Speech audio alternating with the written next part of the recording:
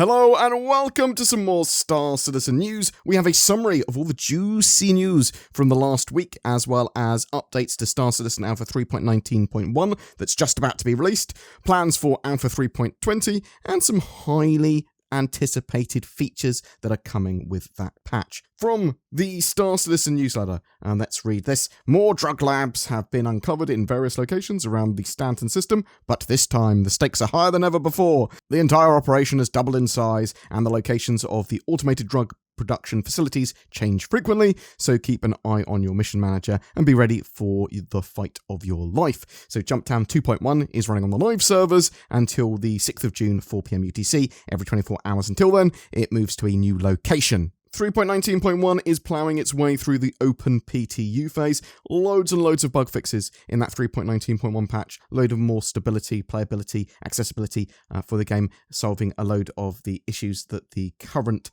build has. And with this latest PTU patch, there was an ASOP technical refactor. With 3.19.1 comes a technical refactor to ASOP terminals. So these are the terminals you spawn ships and vehicles with. While this is a mostly transparent update under the hood, it does have a few key directly observable advantages and fixes. Key changes for this refactor are the removal of waiting for ship spawning. Ship delivery time is now 0 by default. They've optimized the update of on-screen information by not having to requery the list after a ship's state has changed. They fixed multiple buttons being displayed on top of each other. They fixed bad ship states when opening the terminal whilst having pending queries. There's been a removal of ATC location assignment delays. They removed static delay when calling the ATCs. They fixed impounding fees that were not being applied, fixed ATCs getting stuck in a bad state upon a failed unstow request, and handling of ASOP screen when unstowed fails. They've prevented multiple spawns in ASOPs so players cannot accidentally spawn the same ship twice, causing the previous ones to become impounded. They've made the ASOP terminals more snappy. They fixed unknown state after a ship was stored while looking at terminal, giving the claim button. They fixed wrong selected ship index when moving the mouse after having pressed a button. They adjusted alpha of disabled button state on the ASOP, changed transferring to storage with moving to storage, as the string was one character too long and the first word was split up on the UI. They added time remaining to ASOP status column when a ship is being delivered, and they fixed multiple ship highlight selections when moving cursors fast over the vehicle list. They also fixed a red message showing up at random times indicating an error. So there were more fixes beyond that with the patch. Additional FPS AI spawning after a planet streamed in and out around the Caterpillar crash sites was solved, and leaving and returning to a salvage mission would reset progress has now been also fixed. And Cloud Imperium are actually getting some of those major known issues solved as well, though there are still several that they are trying to work on for a 3.19.1 live build. Cloud Imperium are running an international bar citizen weekend, so there are a variety of bar citizens that CIG are hosting and believe attending on the weekend of the 18th and 19th of June, all across the world as part of Alien Week and First Contact Day. I will chuck the details of those down below so you can see if there are any happening near you. There is one happening in Manchester at the Brewdog Doghouse, and I am potentially looking at the viability of attending that one. These are typically pretty awesome little fan meetups, but when CIG staff are also in attendance and out in the wild, it makes them even better because you can ask them a few questions, or failing that, you can buy them a drink. It's always interesting seeing CIG staff out at pubs or whatever, but I suppose if it's a sanctioned event, it's a bit different. But you don't know what they're allowed to say or not. You don't know if they're going to get in trouble if they tell you something. I'm really interested to know in the comments if any of you are interested in actually attending any of those events, or if you've had great experiences in the past attending a sort of bar citizen or whatever. Inside Star Citizen and the roadmap update last week looked at Alpha 3.20 updates, mainly on Arena Commander. So the patch looks to be giving a massive overhaul to the Arena Commander game mode. Planet Green is sort of being added to the game in Arena Commander. That's going to be the place where they host all the New Horizons Speedway racetracks. So they're putting the 3 current ones in there, updating them, and adding a 4th.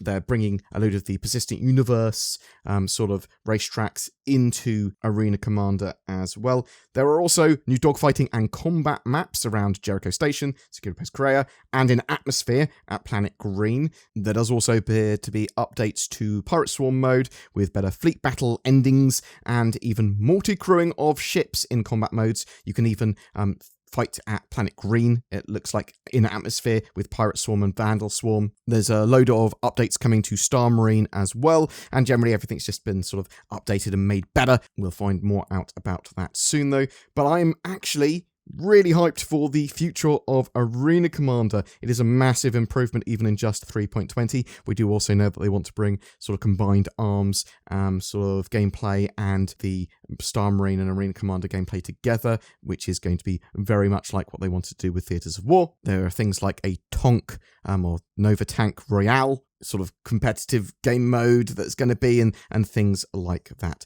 I did also see a Spectrum post. No more post-mortem posts, ? The original poster's points can be summarised as such. There used to be post-mortems after each patch, whilst there have been nothing for 3.17 and 3.18. CIG Xylo responded, "It's been a unique year for us with various tech milestones coming online, which has certainly impacted our post-mortem rollouts. We've already kicked off the process internally for the next one, so it is indeed in the works, with 3.18 and 3.19 both utilising the same branch. It was important to get past both to have a full picture. It was also necessary for us to avoid distraction and wait for the appropriate bandwidth from those who have been in the trenches working on fixes and optimizations." So it does appear that that's something that Cloud Imperium are returning to. For next week, you can expect to see 3.19.1 probably go to live.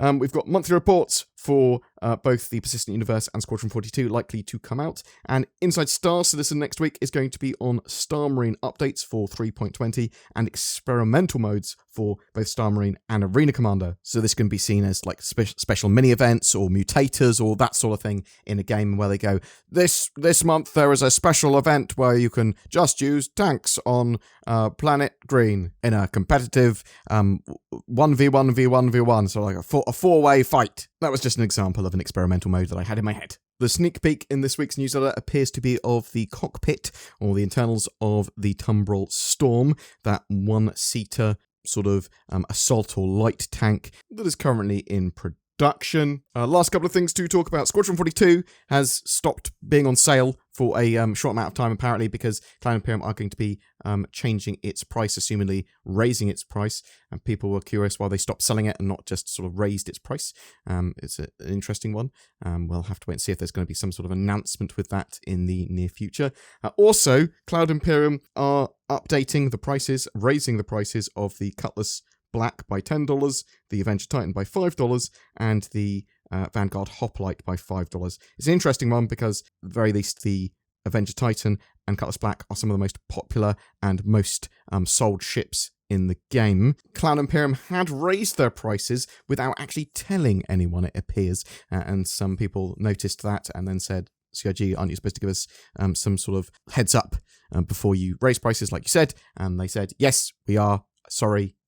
It looks to be just an oversight. They then said, we're reverting that sort of price rise, and we're going to keep them there until the 27th of June, but then they're going up in price again. So bear that in mind if people want to grab them. Remember, if you've already got one of those ships or whatever, well, then your ship's effectively worth more if you want to CCU it later, being a cross-chassis upgrade or upgrading it to another ship. I did see a lot of mixed reactions to this, along with players talking about the sort of CCU game. So we recently had Fleet Week, and there were Warbond specials on each day, so you could basically get a upgrade to a ship cheaper than you would be able to get it normally if you put in some real money. And with sort of like doing some interesting chains, you could get like a Carrack, which I think is like $600 at the moment, for like $350 potentially. Some people seemed annoyed that some of the CCU chain was disrupted by this update, whereas others were seeing it as an improvement because some of their ships were worth more. I'm very much in the opinion of you can get all this stuff in game anyway, though please bear in mind that's quite hypocritical coming from me, seeing I've just got my third account to High Admiral status and Concierge, which means I've spent at least $1,000 on 3 different accounts. What a monster I am. Anyway, that's your news update for this week. I'm really interested to know, are you going to be attending any of the International Bar Citizen weekend events? Are you looking forward to Alien Week, which is probably going to start around the 12th to sort of 16th? Have you been playing in 3.19.1 on the PTU, and what do you think of that patch? Are you messing around in Jumptown? Has that been a good experience for you, or are you plagued with problems? Are you much hype and excite for Arena Commander updates for Alpha 3.20? But there's going to be a lot more in that patch beyond just Arena Commander updates, so bear that in mind. A lot of people have been saying to me, it's just Arena Commander updates. Well, there's going to be more in that patch. It's just there's also a big overhaul to Arena Commander as one of the main features there. Whatever your thoughts, though, I'd love to hear from you in the comments below. Let me tell you a story from the book of NordVPN/BoredGamer.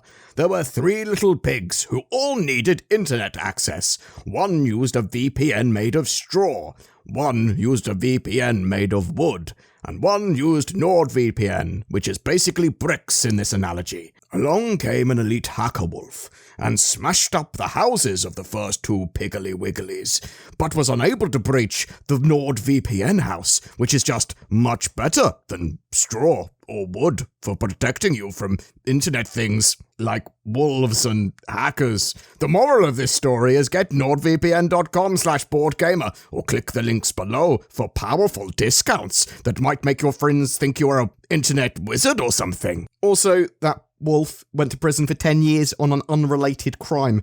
Maybe it was like not liking or subscribing or something? Every month we have a ship giveaway for June 2023. That's going to be for an RSI Constellation Andromeda. This hybrid cargo gunship is perfect for small crews of up to 4. It comes with a P-52 Merlin snub fighter as well, along with lifetime insurance and game access. All you need to start playing Star Citizen. And all you have to do to be in for a chance of winning that is comment on any of my videos made during the month. More details in the video description below. If you would like to further support the channel, please consider pressing the join button under my videos for exclusive membership to the channel, or become a Patreon. I've already got a load of lovely people that do that, and it really goes a long way in allowing us to make daily content. Thank you so much to my channel members and Patreons, but thank you so much for just liking, subscribing, commenting, and watching my videos. Thanks so much for watching, and I'll see you in the verse.